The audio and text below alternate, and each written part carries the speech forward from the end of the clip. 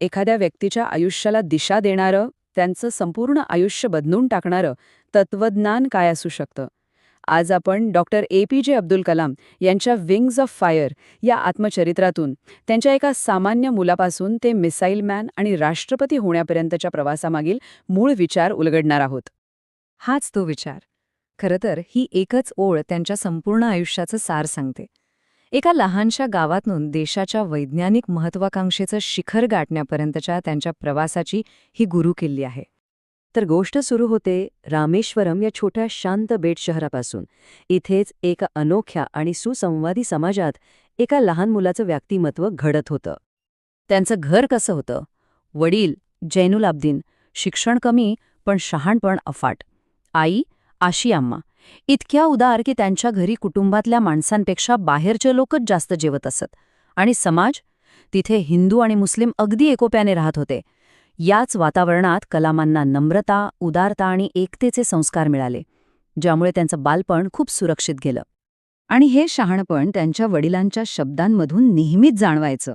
बघा किती साधा पण किती खोल विचार आहे हा, की प्रत्येक संकट हे आपल्याला काहीतरी शिकवण्यासाठी, स्वतःला आतून ओळखण्यासाठी आलेलं असतं. हीच शिकवण कलामांच्या आयुष्याचा पाया बनली. आता आयुष्यात एक मोठं वळण येणार होतं. कलामांना उच्च शिक्षणासाठी घर सोडावं लागणार होतं. आईचं मन साहजिकच थोडं घाबरलं होतं, पण त्यांच्या वडिलांना माहीत होतं की हा प्रवास किती महत्त्वाचा आहे. खलील जिब्रान यांचे हे शब्द. या शब्दांनी त्यांच्या वडिलांनी फक्त कलामांच्या आईला धीर दिला नाही, तर एक खूप मोठं सत्य सांगितलं. आणि इथूनच कलामांच्या एका मोठ्या, अनोळखी जगातल्या प्रवासाला सुरुवात झाली. एक असा मार्ग जो त्यांना एकट्यानेच चालायचा होता. पण हा प्रवास सोपा नव्हता. आता वेळ होती त्यांच्या आयुष्यातल्या पहिल्या मोठ्या परीक्षेची. एक असं अपयश जे सुरुवातीला त्यांना पूर्णपणे तोडून गेलं. लहानपणापासूनच त्यांना एका गोष्टीचं वेड होतं, आकाशात उडणाऱ्या पक्ष्यांचं. आणि याच वेडातून एक स्वप्न जन्माला आलं. एकच ध्येय होतं, भारतीय हवाई दलात पायलट बनायचं. त्यासाठीच त्यांनी एरोनॉटिकल इंजिनिअरिंगची निवड केली. त्यांनी खूप मेहनत घेतली, मुलाखत दिली आणि मग निकाल आला. 25 उमेदवारांमधून फक्त 8 जणांची निवड होणार होती. आणि कलामांचा नंबर होता 9वा. फक्त एका नंबरने त्यांचं स्वप्न हुकलं.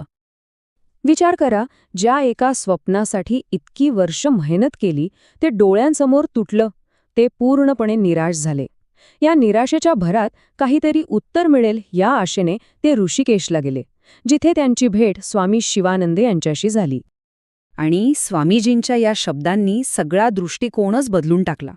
म्हणजे बघा, जे अपयश त्यांना आयुष्याचा शेवट वाटत होतं, ते खरं तर एका नव्या आणि मोठ्या सुरुवातीसाठी गरजेचं होतं. कधीकधी आपल्याला हवं ते न मिळणं हेच आपल्यासाठी चांगलं असतं. आणि तो नवा मार्ग लवकरच त्यांच्यासमोर येणार होता. त्यांच्या आयुष्यात एक असे गुरु आले ज्यांनी त्यांच्यातली ती क्षमता ओळखली आणि त्यांच्या स्वप्नांपेक्षाही मोठं ध्येय त्यांच्यासमोर ठेवलं. तर झालं असं की ते संरक्षण मंत्रालयात रुजू झाले. तिथे त्यांनी एका स्वदेशी हॉवरक्राफ्ट बनवण्याच्या प्रकल्पाचं नेतृत्व केलं. तो यशस्वीही झाला, पण अचानक तो प्रकल्पच बंद करण्यात आला. पुन्हा एकदा एक मोठं अपयश, एक मोठा धक्का. पण म्हणतात ना, नियतीच्या मनात काहीतरी वेगळंच असतं. ह्याच हॉवरक्राफ्टच्या एका प्रात्यक्षिकामुळे त्यांची भेट झाली भारताच्या अंतराळ कार्यक्रमाचे जनक डॉक्टर विक्रम साराभाई यांच्याशी. साराभाईंनी त्यांची मुलाखत घेतली, पण ती नेहमीसारखी नव्हती. त्यांनी कलामांचं ज्ञान नाही तपासलं, तर त्यांच्या डोळ्यांमधली चमक, ती जिद्द पाहिली. आता कलामांच्या नव्या प्रवासाची सुरुवात झाली होती. पण ती समजून घ्यायच्या आधी एक छोटीशी गोष्ट.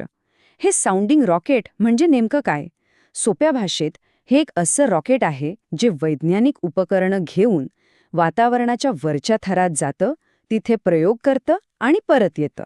भारताच्या अंतराळ कार्यक्रमाची ही पहिली पायरी होती.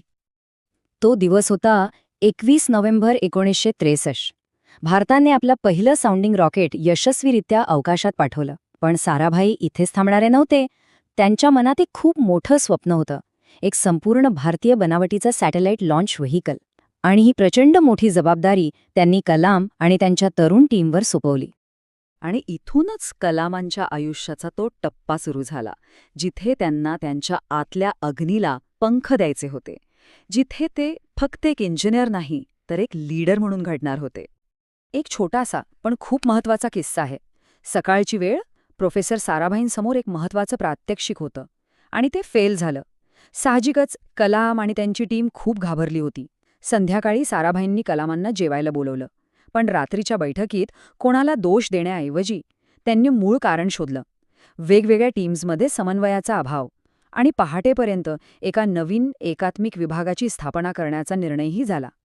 आता इथेच एक सामान्य लीडर आणि साराभाईंसारख्या द्रष्ट्या लीडरमधला फरक दिसतो.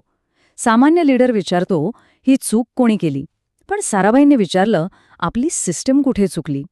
त्यांनी अपयशाचा वापर टीमला डिमोटिवेट करण्यासाठी नाही, तर सिस्टमला अधिक मजबूत करण्यासाठी केला. नेतृत्वाचा हाच तो अमूल्य धडा होता, जो कलामांनी त्या रात्री शिकला. पण दुर्दैवाने डॉक्टर साराभाईंचं अकाली निधन झालं. आता त्यांचं ते मोठं स्वप्न पूर्ण करण्याची जबाबदारी कोणावर येणार होती? ती जबाबदारी आली कलामांवर.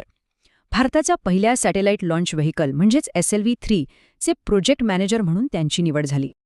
कलाम यांच्या संपूर्ण प्रवासाकडे पाहिल्यावर एक प्रश्न मनात येतोच, अपयशाला एका नव्या नशिबात बदलण्यासाठी आणि शून्यातून एका राष्ट्राचं स्वप्न साकार करण्यासाठी एखाद्या व्यक्तीमध्ये नेमकं काय असावं लागतं? आणि या प्रश्नाचं उत्तर कदाचित जॉर्ज बर्नार्ड शॉ यांच्या एका विचारात दडले, ज्याने कलामांना खूप प्रेरित केलं. सर्व प्रगती अविवेकी माणसावर अवलंबून असते, जो जगाला स्वतःनुसार बदलण्याचा प्रयत्न करत राहतो. म्हणजेच जे जगाच्या नियमांप्रमाणे चालत नाहीत, तर जगालाच स्वतःनुसार बदलायला निघतात, त्यांच्यामुळेच खरी प्रगती होते. आणि डॉक्टर कलाम त्यापैकीच एक होते.